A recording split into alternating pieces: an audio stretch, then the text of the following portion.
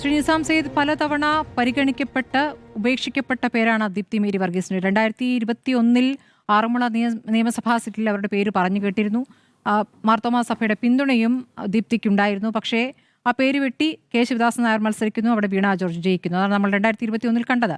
2022 തൃക്കാക്കര ഉപതെരഞ്ഞെടുപ്പിലും ദീപ്തി മത്സരിക്കാൻ ആഗ്രഹം പ്രകടിപ്പിച്ചു. പക്ഷേ അവിടെ ഉറപ്പായിട്ടും ഉമാ തോമസിനാണല്ലോ സീറ്റ് നൽകിയത്.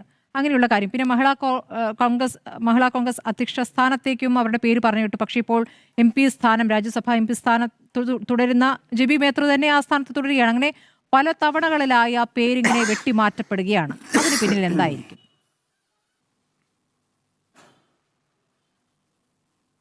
സ്മൃതി, കേരളത്തിൽ ഏതാണ്ട് 700ഓളം തദ്ദേശ സ്വയംഭരണ സ്ഥാപനങ്ങളിലാണ് കോൺഗ്രസ് അധികാരത്തിലെത്തിയിട്ടുള്ളത്. ഈ 700 സ്ഥാപനങ്ങളിലും അധ്യക്ഷന്മാരെ കണ്ടെത്തേണ്ടതുണ്ട്. സ്വാഭാവികമായും ചർച്ചകളുണ്ടാകും. ആ ചർച്ചകളിൽ പലവിധമായ പരിഗണനകളുണ്ടാകും. പ്രാദേശികമായ പരിഗണനകളുണ്ടാകും. സാമുദായികമായ സന്തുലനം നിലനിർത്തേണ്ട തർക്കങ്ങളുണ്ടാകും. എല്ലാ പാർട്ടികളിലും ഇതൊക്കെ ഉണ്ടാകും. ഏറിയും കുറഞ്ഞും മാർക്സിസ്റ്റ് പാർട്ടിയിലും BJPയിലുമൊക്കെ ഈ ചർച്ചകൾ പല തലത്തിൽ നടക്കുന്നുണ്ട്. അവിടെയൊന്നും തീരുമാനങ്ങളായതായി നമുക്കറിയത്തില്ല. കേരളത്തിൽ കോൺഗ്രസിനുള്ളിലും തീരുമാനമുണ്ട്. സ്വാഭാവികമായും കോൺഗ്രസിലെ തീരുമാനങ്ങൾ പൊതുജന മധ്യത്തിൽ ജനങ്ങൾ അറിയും. കോൺഗ്രസ് കുറച്ചുകൂടി ജനാധിപത്യ സ്വഭാവമുള്ള അല്ലെങ്കിൽ രഹസ്യങ്ങൾ ഒളിക്കാൻ കഴിവുള്ള പാർട്ടി അല്ലാത്തതിനാൽ കോൺഗ്രസിലെ തർക്കങ്ങൾ പൊതുജനമധ്യത്തിൽ അറിയും. ആ തർക്കങ്ങളെക്കുറിച്ച് ജനങ്ങൾക്ക് അഭിപ്രായമുണ്ടാകും. ജനങ്ങൾക്ക് കുറെ കൂടി സുതാര്യമായ തീരുമാനങ്ങളും ഉണ്ടാകും. ദീപ്തി മേരി വർഗീസ് സ്വാഭാവികമായും ഈ കൊച്ചി മേയറാകാൻ യോഗ്യയാണെന്നുള്ള കാര്യത്തിൽ ആർക്കും അഭിപ്രായ വ്യത്യാസമൊന്നുമില്ല. പക്ഷേ ദീപ്തി മേരി വർഗീസ് മാത്രമാണ് അതിന് യോഗ്യത ഉള്ള ഒരാൾ എന്നുള്ള കാര്യത്തിലും എനിക്ക് സംശയമുണ്ട്. ദീപ്തി മേരി വർഗീസിനെ പോലെ തന്നെ യോഗ്യതയുള്ള ആളുകളാണ് അവിടെ പരിഗണിക്കപ്പെട്ടത്. ഇപ്പോൾ പരിഗണിക്കപ്പെട്ട മിനിമോള് 4ാമത്തെ പ്രാവശ്യം തുടർച്ചയായി കൗൺസിലറാകുന്ന ആളാണ്. ഈ പ്രാവശ്യം ഒരു ജനറൽ വാർഡിൽ നിന്ന്, വനിതാ വാർഡിൽ നിന്ന് ഒരു ജനറൽ വാർഡിൽ നിന്ന് കൗൺസിലറായ ആളാണ്. കഴിഞ്ഞ പ്രാവശ്യം കമ്മിറ്റി അംഗം ചെയർമാനാകേണ്ട അവസരമൊക്കെ നഷ്ടപ്പെട്ട ആളാണ്. പക്ഷേ വളരെ കൃത്യമായി അവർക്ക് കിട്ടേണ്ട കാലാവധി കുറഞ്ഞു കിട്ടിയിട്ട് പോലും അവർ രാജിവെക്കേണ്ട ഘട്ടത്തിൽ കൃത്യമായി രാജിവെക്കുകയും പാർട്ടി മര്യാദകളെല്ലാം കൃത്യമായി പാലിക്കുകയും ഒക്കെ ചെയ്തയാളാണ്. പിന്നെ സമുദായ പരിഗണനകളുടെ പേര് പറഞ്ഞു. അവർ ലത്തീൻ കത്തോലിക്കരുടെ പിന്തുണ കൊണ്ടാണെന്നൊക്കെയാണ് ആളുകൾ പറയുന്നത്. അവർ പറയേണ്ടി വരുന്ന മോശമാണ് എങ്കിൽ പോലും അവർ ഈഴവ സമുദായത്തിൽ ജനിച്ച ഒരാളാണ്. ജീവിതത്തിലെ ഏറ്റവും പ്രധാനപ്പെട്ട സ്വകാര്യമായ വിവാഹം പോലെ ഒരു കാര്യത്തിൽ പോലും ജാതി മത ചിന്തകൾക്ക് അതീതമായി ചിന്തിക്കുകയും പ്രവർത്തിക്കുകയും ചെയ്ത ഒരാളാണ് മിനിമോള്. അപ്പോൾ അവർ ഏതെങ്കിലും ഒരു രാഷ്ട്രീയ ഏതെങ്കിലും ഒരു മതജാതി വിഭാഗത്തിൻ്റെ സ്ഥാനാർത്ഥിയാണെന്നോ നോമിനിയാണെന്നോ എന്നൊന്നും പറയുന്നതിൽ യാതൊരു കാര്യവുമില്ല. പിന്നെ ദീപ്തി മേരി വർഗീസിൻ്റെ എല്ലാ സാധ്യതകളും ഇതോടുകൂടി അടഞ്ഞു പോകുന്നു എന്ന് ഞാൻ വിശ്വസിക്കുന്നില്ല. ദീപ്തി മേരി വർഗീസ് ഇനിയും പുതുതായി പരിഗണിക്കപ്പെടാനുള്ള പല വേദികളും ഉണ്ടാവും. അവർ അല്ലെങ്കിൽ തന്നെ ദീപ്തി മേരി വർഗീസ് KPCCയുടെ ജനറൽ സെക്രട്ടറിയാണ്. അത് പാർട്ടിയെ സംബന്ധിച്ചിടത്തോളം അത്ര ചെറിയ പദവിയൊന്നുമല്ല. ആ ചെറിയ പദവിയിൽ എത്താൻ കഴിയാത്ത പാരമ്പര്യമുള്ള പ്രവർത്തന പരിചയമുള്ള അത്തരം പദവികളിൽ എത്താൻ കഴിയാത്ത ഒട്ടേറെ ആളുകൾ ഈ പാർട്ടിയിലുണ്ട്. ആ ആളുകളൊക്കെ വളരെ ആത്മാർത്ഥമായി പ്രവർത്തിച്ചത് കൊണ്ടാണ് ഈ തെരഞ്ഞെടുപ്പിൽ ഇത്തരം വിജയമുണ്ടാകുന്നത്. പിന്നെ കോൺഗ്രസിലെ അന്തഛിദ്രത്തെക്കുറിച്ച്, കോൺഗ്രസിലെ ഗ്രൂപ്പുകൾ പൊട്ടിത്തെറിയുടെ വക്കിലെത്തുന്നു എന്നുള്ള ചർച്ചയൊക്കെ തുടങ്ങിയിട്ട് ഒരു 5 വർഷക്കാലമായി ഈ ലാലുമായിട്ട് 5 വർഷക്കാലമായി ചർച്ച ചെയ്തിരിക്കുന്നു. എല്ലാ ചർച്ചയിലും ലാല് പറയുന്ന കാര്യം ഇതൊക്കെ തന്നെയാണ്. നേതാക്കൾ ഇവിടെ അജയ് തറയിൽ, മാത്യു കോൾനാടൻ ഇവരുടെയൊക്കെ പ്രതികരണങ്ങൾക്ക് ശേഷമല്ലേ നമ്മൾ ചർച്ച ചെയ്യുന്നത്? അജയ് തറയിലോട് ചോദിച്ചു. അജയ് തറയിലൊക്കെ കാലഹരണപ്പെട്ട ആളുകളാണെന്നുള്ള കാര്യം നമുക്കറിയാം. അജയ് തറയിലൊക്കെ ഇപ്പോൾ വാർത്തയിൽ നിറഞ്ഞു നിൽക്കാൻ വേണ്ടി എന്തെങ്കിലും നേതാക്കൾ കാലഹരണപ്പെട്ടു എന്ന് പറഞ്ഞാൽ അതിന് മാനദണ്ഡം എന്താണ്? അതൊരു വല്ലാത്ത പ്രയോഗമായി പോയി. ശ്രീ നിസാം സെയ്ദ്, ഏതുവരെയാണ് കാലം? ഞാൻ കോൺഗ്രസിന്റെ വക്താവായി അല്ല സംസാരിക്കുന്നത്. ഞാൻ പുറത്തു നിന്ന് ഞാൻ കാണുന്ന ഒരു കാര്യം, അജയ് തറയിൽ രാഷ്ട്രീയമായി മറ്റെന്തെങ്കിലും പ്രസക്തി ഇപ്പോഴുള്ളതായി ഞാൻ കാണുന്നു.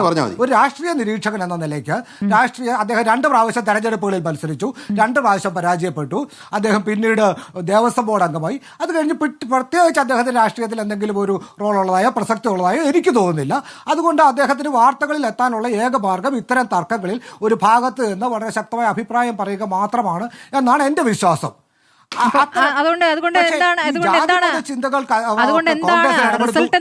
അങ്ങനെ പ്രതികരിച്ചാൽ, നേതൃത്വത്തിനെതിരെ പ്രതികരിച്ചാൽ പ്രത്യേകിച്ച് എന്തെങ്കിലും ഗുണമുണ്ടോ? ഞാൻ ഒരു കാര്യം സ്മൃതി ഞാൻ ഒരു കാര്യം ചോദിച്ചു. സ്മൃതി എന്നെ തടസ്സപ്പെടുത്തരുത്. ഈ ജാതിമത ചിന്തകൾ കോൺഗ്രസിൽ ഇടപെടുന്നു എന്നൊക്കെ ലാൽകുമാർ വളരെ വിശദമായി പറയുന്നത് കേട്ടു. ഞാനൊന്ന് ചോദിച്ചോട്ടെ, കേരളത്തിലെ ഇടതുപക്ഷ മുന്നണിയിൽ എല്ലാ ഘടകകക്ഷികൾക്കും അതിൽപ്പെട്ട എല്ലാ MLA-മാർക്കും 2.5 വർഷമെങ്കിലും മിനിമം മന്ത്രിയാകാനുള്ള അവസരം കൊടുത്തു. മന്ത്രിയാകാതെ പോയ ഒരൊറ്റയാളേ ഉള്ളൂ, അത് കോവൂർ കുഞ്ഞുമോനാണ്. കോവൂർ കുഞ്ഞുമോൻ്റെ പാർട്ടിക്ക് പല പ്രാവശ്യം അപേക്ഷ കൊടുത്തിട്ടും ഇടതുപക്ഷ മുന്നണിയിൽ പ്രവേശനം കൊടുക്കുന്നില്ല. സ്കറിയ തോമസിന്റെ പാർട്ടി പോലും ഇടതുപക്ഷ മുന്നണിയിൽ അംഗമാണ്. അങ്ങനെ ഒരു പാർട്ടിക്ക് ആരെങ്കിലും ഉള്ളതായി സ്മൃതിക്കറിയാവോ?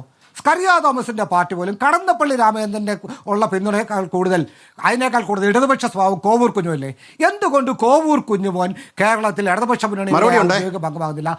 2.5 വർഷം പോലും മന്ത്രിയാകില്ല. ഒറ്റ കാരണമുള്ളൂ, അയാൾ ദളിതനാണെന്നുള്ളത് മാത്രമാണ് അതിന്റെ കാരണം. കേരളത്തിലെ മന്ത്രിസഭയിൽ പട്ടികജാതി വിഭാഗത്തിൽപ്പെട്ട ഒറ്റയാൾ എന്നുള്ള വസ്തുത സ്മൃതിക്കാരാവുന്നല്ലേ? ചരിത്രത്തിൽ ആദ്യമായി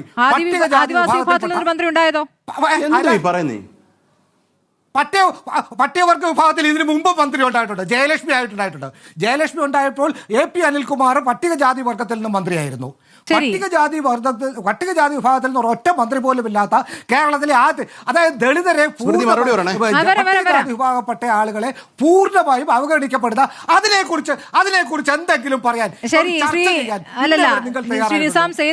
അതിന് ലാൽകുമാർ മറുപടി പറയും. അതല്ല, പക്ഷേ അങ്ങ് പറയുന്ന പോലെ കോൺഗ്രസിൽ ജാതിമത സമവാക്യങ്ങളെ നോക്കുകയില്ല എന്നൊക്കെ പറഞ്ഞാൽ അത് കണ്ണടച്ചിരുട്ടാക്കലല്ലേ? ജാതിമത സമവാക്യങ്ങളുണ്ട്. അതുകൊണ്ടാണല്ലോ അബിൻ വർക്കിയെ യൂത്ത് കോൺഗ്രസ് അധ്യക്ഷ സ്ഥാനത്ത് വേണ്ട എന്ന് തീരുമാനിച്ചതുകൊണ്ടാണല്ലോ അല്ലേ? ജാതിമത സമവാക്യങ്ങളൊക്കെ പരിഗണിച്ചുകൊണ്ട് അതിന്റെ സന്തുലിതാവസ്ഥ പരിഗണിച്ചുകൊണ്ട് നിലപാടുള്ള അതാണ് ഈ സന്തുലിതാവസ്ഥ എല്ലാവർക്കും പരീക്ഷിക്കാവുന്നതാണ്. വൈകിയ വേളയിൽ CPM പരീക്ഷിക്കാൻ തുടങ്ങി. ഇല്ല, അതുകൊണ്ടാണല്ലോ കേരളത്തിൽ പട്ടിക വിഭാഗക്കാരെ ഒഴിച്ചു നിർത്തുന്ന ആളുകളാണ്, ഈ സാമൂഹിക സന്തുലിതാവസ്ഥയെ പൂർണ്ണമായും ഇല്ലാതാക്കുന്ന ആളുകളാണ് കോൺഗ്രസിനകത്ത് ജാതിമത ചിന്തകളുണ്ടെന്ന് പറയുന്നത്. ഒന്നാമത്തെ കാര്യം, കോൺഗ്രസിലെ തർക്കം ഇവിടെ CPM പറഞ്ഞതല്ല ശ്രീ നിസാം സയ്യിദ്. അതാണ് ഇതിലെ വിഷയം. ഇതിലെ തർക്കം ആരാണ് പറഞ്ഞത്? കോൺഗ്രസ് നേതാക്കൾ തന്നെയാണ്. കോൺഗ്രസ് നേതാക്കളാണ് പറഞ്ഞത്. ഇവിടെ MLA ആയ മാത്യു കോൾനാടനും മുതിർന്ന നേതാവായ അജയ് തറയിലുമാണ് പ്രതികരിച്ചത് അല്ലേ?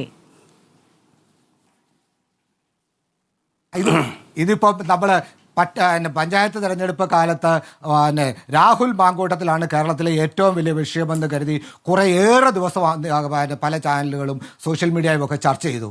ഫലം വന്നപ്പോൾ ഏതെങ്കിലും രീതിയിൽ അത് ഫലത്തെ ബാധിച്ചതായി സ്മൃതിക്ക് തോന്നിയിട്ടുണ്ടോ? ഇല്ല. ഇത്തരം വിഷയങ്ങൾ രാഹുൽ മാങ്കൂട്ടത്തിൽ വിഷയത്തിൽ പാർട്ടി ഒരു നിലപാടെടുത്തു, അല്ലെങ്കിൽ നേതൃത്വം ഒരു നിലപാടെടുത്തുകൊണ്ടല്ലേ അത് വിലപ്പോവാതിരുന്നത്? നിലപാടെടുത്തു കഴിഞ്ഞു, പാർട്ടി പുറത്താക്കി കഴിഞ്ഞു, 3 ദിവസം നിങ്ങൾ അത് ചർച്ച ചെയ്തു.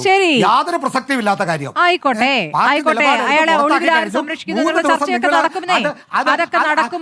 അത് നിഷേധിച്ചിട്ട് കാര്യമില്ല. ഇതിപ്പോൾ 3-4 ദിവസത്തേക്കൊന്നും പറഞ്ഞിട്ടില്ല. നിങ്ങളുടെ നേതാക്കൾ തീരുമാനിച്ചാൽ ഈ ചർച്ച ഇവിടെ തീരും കേട്ടോ. ശ്രീ നിസാം സയ്യിദ്, നിങ്ങളുടെ നേതാക്കൾ തീരുമാനിച്ച ഈ ചർച്ച ഇന്ന് തുടങ്ങി. നേതാക്കൾ തീരുമാനിച്ചു, ഒരു തീരുമാനമെടുത്തു. ആ തീരുമാനം അന്തിമമാണെന്ന് AICCയുടെ സംഘടനാ കാര്യ ചുമതലയുള്ള ശ്രീ KC വേണുഗോപാൽ അടക്കമുള്ള ആളുകൾ പറയുന്നു. അതിനെക്കുറിച്ച് വീണ്ടും ചർച്ച ചെയ്ത് എന്തെങ്കിലും പ്രയോജനം ഉണ്ടാക്കാൻ കഴിയുമോ എന്നുള്ള ഒരു ദുരുദ്ദേശമല്ലാതെ ഈ വിഷയം എല്ലാ പാർട്ടികളിലും ഉണ്ടാകുന്നതാണ്.